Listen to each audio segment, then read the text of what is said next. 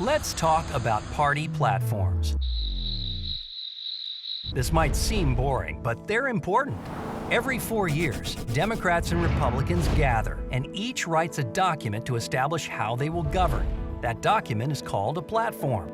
It's a big deal because the platform defines what the parties believe and the policies they will pursue.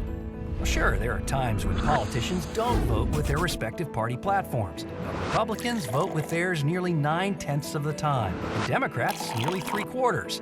A very large amount of the time, what you see in the platform is what you get with your politician. So, let's take a look at the platforms.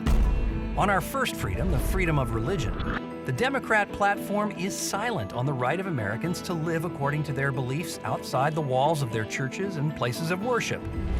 The GOP platform affirms the rights of conscience for all, and for the first time, the platform calls for a repeal of the 1954 Johnson Amendment, which effectively silenced churches on issues deemed political. On life, Democrats, for the first time, call for the federal government to force taxpayers to fund elective abortion.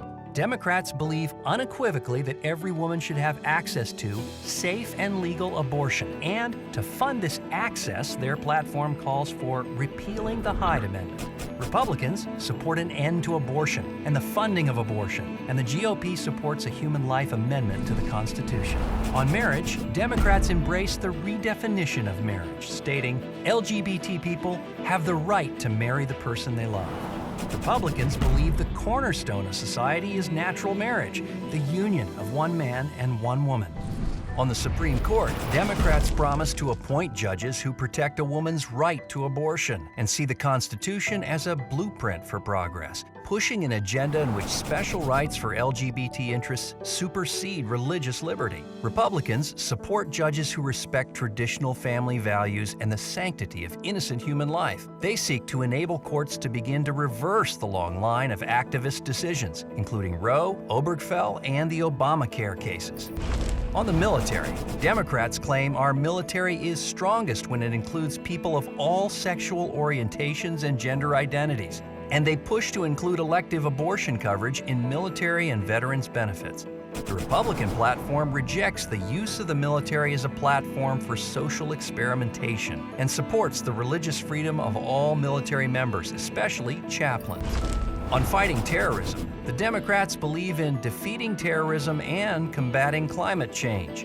The Republican platform says radical Islamic terrorism poses an existential threat to personal freedom and peace around the world. We oppose its brutal assault on all human beings, all of whom have inherent dignity. On spending and the national debt, Democrats want to raise taxes and spend more to pay for ambitious progressive programs. Republicans believe the federal government spends too much, that our national debt is a burden on our economy and families, and we must impose firm caps on future debt and accelerate the repayment of the trillions we now owe.